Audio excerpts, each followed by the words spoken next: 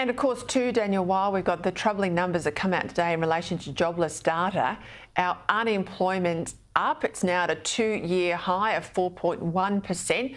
Now, I'm not surprised. We've seen these businesses collapsing, particularly in construction. And we've got this ever-increasing migration rate. This is what concerns me.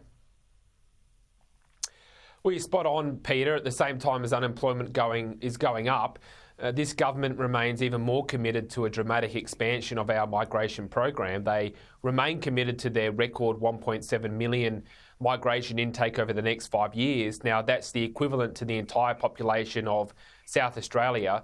That comes on the back of record intake of 500,000 last financial year, which is the highest on record by a significant margin. You've got to go back to 2008 when the intake was around 300,000, and even that was dramatically higher than long-run historical averages. And so the issue here is, of course, we want to welcome more migrants to our nation. They've been a critical part of our national economic and social fabric for decades.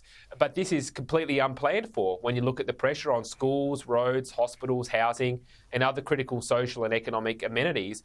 And now, as you rightly point out, in the context of growing unemployment, once again, it appears that the government doesn't have a plan for how to manage this mass migration intake, and it's fundamentally out of step with basic community expectations. So, if I said before, all the best to the Prime Minister and his girlfriend today on news of their engagement. But if you listen to the headlines, listen to other news programs, the world's basically stopped. That's all they were talking about. And I kept thinking to myself, if I was back as a Chief of Staff to a Prime Minister, I would find this a bit of a challenge managing a pending nuptials, because even if he was to pay for it out of his own pocket, which he should, Australians have still not got to copy him using the lodge or Kirribilli House for a wedding reception for all his Labor mates. I mean, he's got to tread carefully here. There's a lot of goodwill today, but these are public assets, these homes. Oh, Peter, like yourself, of course, we wish the Prime Minister and his fiancée all the very best. I'm sure everyone does. But when it comes to footing the bill, let's wait and see. And let's wait and see actually where it is held and when all the details come out. I mean, perhaps he could do a Boris Johnson and have a private wedding with, 30-odd people, make it a small affair. Perhaps he wants something more lavish. It is Jodie Hayden's first marriage.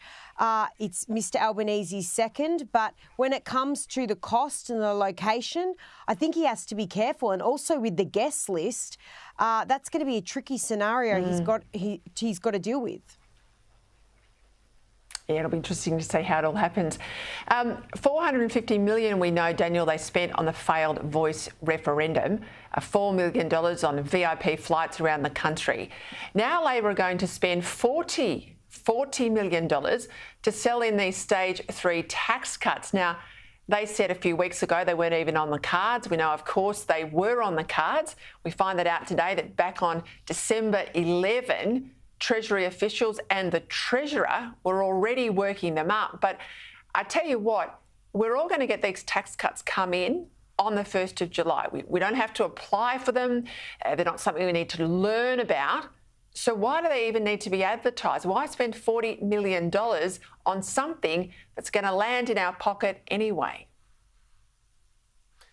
Well, that's right, Peter. I mean, this has always been political, and the evidence for that is growing by the day as the Treasury Secretary is before the Senate committee basically saying, confirming the timing and the nature of the questions and advice that was put to him by the Treasurer, and now this spending campaign. So, look, the issue here the government has is that the broken promise looks political, and now they're backing it in with, publicly funded advertising. And I think this gets to a much bigger issue as well, Peter, that we've been discussing the last couple of weeks. I mean, these tax cuts are one very small part of a bigger cost of living challenge. And so far, the government has not put forward any meaningful policy to deal with the drivers of the cost of living issues. We've just talked about migration as a key driver. You've got inflation being underpinned by government spending, and you just gave a very important outline of the NDIS as one example of that. So until Australians have their political leaders addressing the causes of cost of living, any tax relief is going to be quickly swallowed up by price rises.